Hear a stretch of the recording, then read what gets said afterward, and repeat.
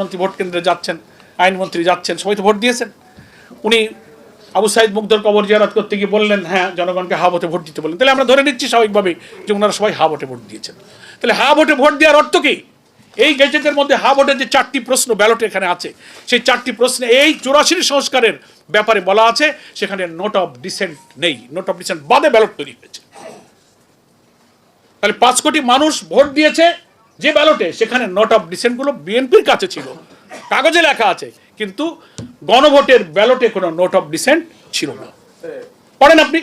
তাহলে note of dissent ছাড়াই গণভোটের ব্যালটে বাংলাদেশের প্রধানমন্ত্রী ভোট দিয়েছেন, আইনমন্ত্রী ভোট দিয়েছেন, স্বরাষ্ট্রমন্ত্রী ভোট দিয়েছেন। তাহলে হা ভোটে ভোট দেওয়ার অর্থ হলো আপনি 84টি সংস্কার মেনে নিয়েছেন।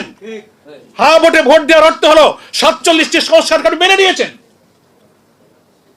সেটা আপনি জনগণকে বলছেন। আমি বলেছি যে যদি আপনি তার না ভোটে ভোট দিয়ে থাকেন তাহলে পার্লামেন্টে এসে বলুন যে না গণভোটে আমি হা ভোটে ভোট দেইনি, আমি নাতে ভোট দিয়েছি, বলুন। তাহলে আমরা এই কথা বলবো না যে আপনি দ্বিচারিতা করেননি, আপনি প্রতারণা করেননি, তা আমরা বলবো না। কিন্তু আপনি ওখানে হাতে ভোট দেবেন আর এখানে এসে 10টা নোট অফ ডিসেন্টের উপর শক্ত থাকবেন।